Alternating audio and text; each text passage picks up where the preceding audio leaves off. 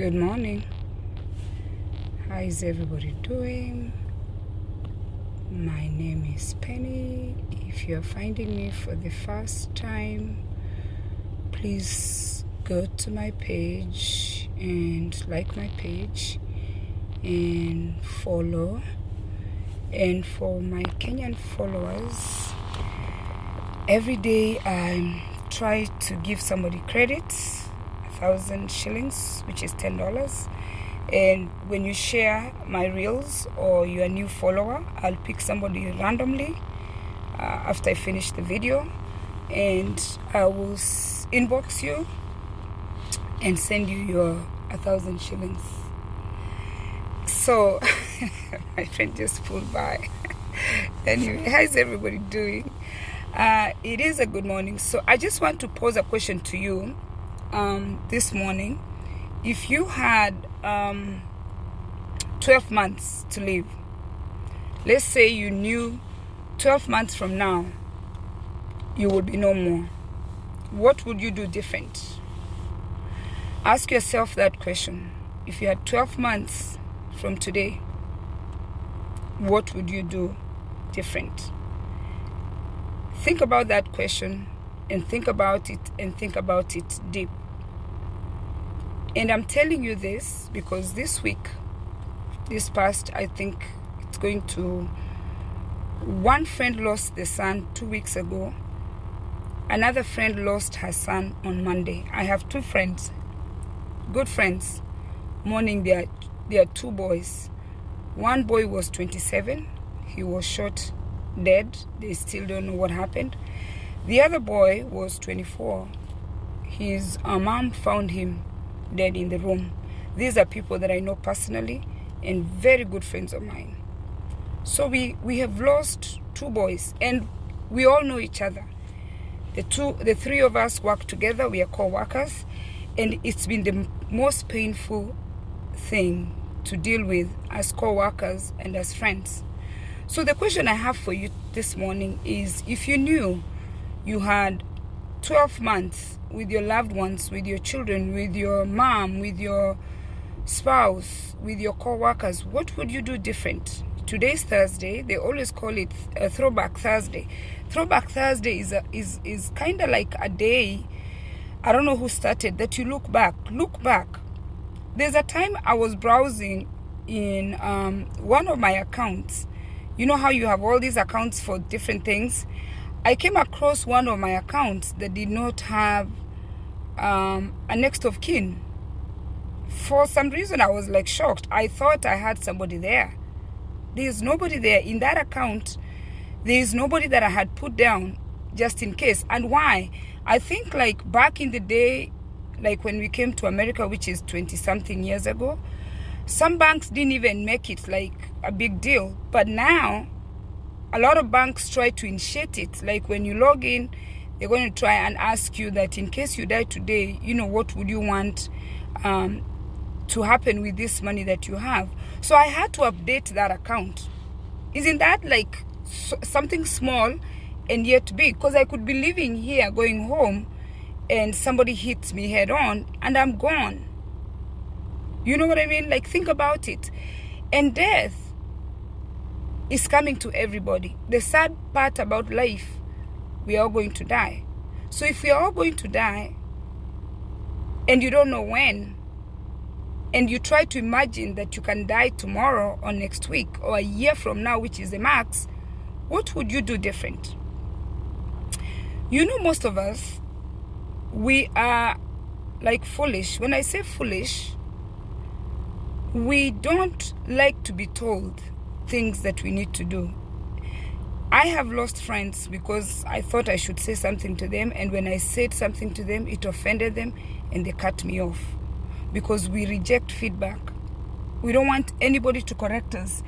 Atieno, tell me you can hear me. Okay? Somebody tell me you can hear me. And Atieno, today you are the one who's going to get the credit because you are my first person to come in. Inbox me my your number. Okay?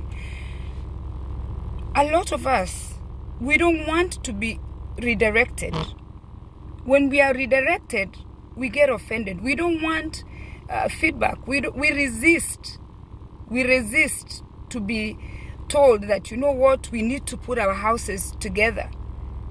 Anytime somebody corrects you, you get so offended. And when you're told to adjust certain things, like today I was talking to my supervisor, I realized that I've been calling out and I don't have time. Why? Because I thought I had time. But he told me that, you know, you need to keep track of your time. At my age, I should know how to keep track of my time. But am I doing it? No. And I'm going to take what he told me seriously, because I should be able to keep track of my time, because you can be written up for not keeping time. Why am I not keeping time? Track of my time? I don't know. It just happened that I didn't write it down. So I need to write my time. Okay? Some people, when you tell them the truth, they dance around the truth. They try to suit themselves that, you know what, yes, I can do this, I can do this. They sugarcoat the truth. Oh, my sister Grace. My sister Grace is here. Amen. I'm finding you on Facebook for the first time. That's my mother's daughter, oldest daughter. Grace, how are you? Oh, no, my sister, I'll give you credit too. My sister is watching. That is wonderful. Okay? Some of us, when we are told the truth, we are very defensive. And as you come in, please share this. Grace, today I'm sharing a good message. You won't be embarrassed of your baby sister saying bad things. Today I'm saying good things. Share this on your page, Grace. When we are told things, we are very defensive. Because we are told, you know what, you need to get your house in order. If you don't get your house in order, when you're not there, this is going to happen to your children. We blame others for bad things happening to us. And you know what, for some reason, when you're living, we are telling you A, B, C, D, or people are telling you A, B, C, D, you refuse to do that. When you die, you leave the problems to everybody. You start blaming others. Oh, had I. Why don't you have something in order in case you died? What would you want to happen to your plots? What would you want to happen to the little money you have in the bank account? When my brother died here in 2012, they called me and asked me, what funeral home do you want us to take him? Did my brother have a place? He did not. Then, did he plan if he wanted to be buried here? If he wanted to be cremated here? If he wanted to be taken home? My brother just died on me and I was the next of kin. I had to go to the court to say, you know, who are you? And of course, he didn't have life insurance. He didn't have anything. Then the community came together to help me bury my brother. But my brother had nothing in place. Okay? And every time I brought it up, he dismissed me. And I used to tell him, why can't you give me your land? Because he was never married. I will tease him. My brother was so funny. That is a brother that I lost. The pain I felt when I lost my brother was so painful than the pain I felt when my father passed away, because my father had lived a full life. My brother was not married. And I will tell him, because I'm your best friend, why can't you give me your land? And he will tell me, my sister, you're married. Do you know that dog that took a bone and he went to cross the river, and then as it's crossing the river, it saw an image of another dog with another bone, and he dropped the bone trying to get the other bone? That was my brother Mukaya's story.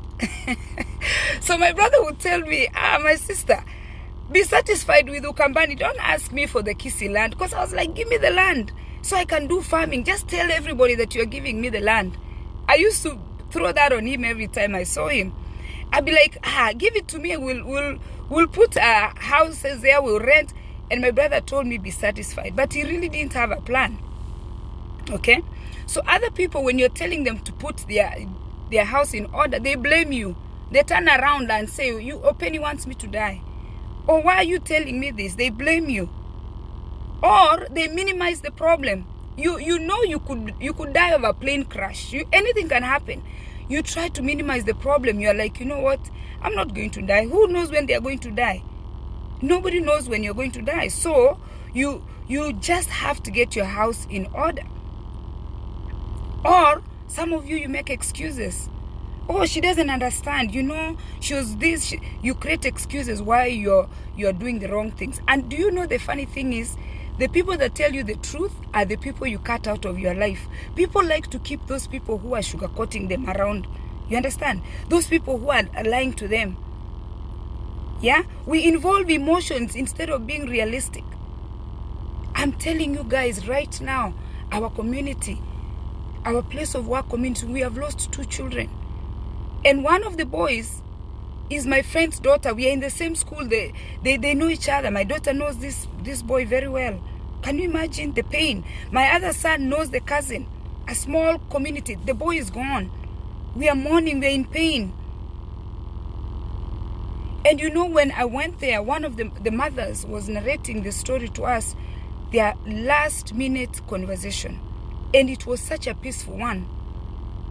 And I was so happy that particular night before he died, she's telling us, he's gone, she's telling us that they had such a nice conversation and they said things that they wanted to do. But God called this boy. So ask yourself today, if you know that you have 12 months from today, what would you do different? That is a challenging question I have for you for this Throwback Thursday. And I want to confess, I personally don't have my whole house in order. Because the other day, remember, like, I think it's been like maybe 8 months when I told you guys I am going to go shop for a graveyard for my family. I have not done that. I got the number, I got the place, I have not gone there. I told you guys that time that I don't want, when I'm going through loss, when I'm crying, something has happened to a family member, I have a family of 6, is when I'm trying to find a graveyard. Because now, where my children are, I don't need to take them to Kenya for burial, no. Because they have their friends here, they have made their life here. Why would I be taking them to Mbuinzau? That is a decision I have to make.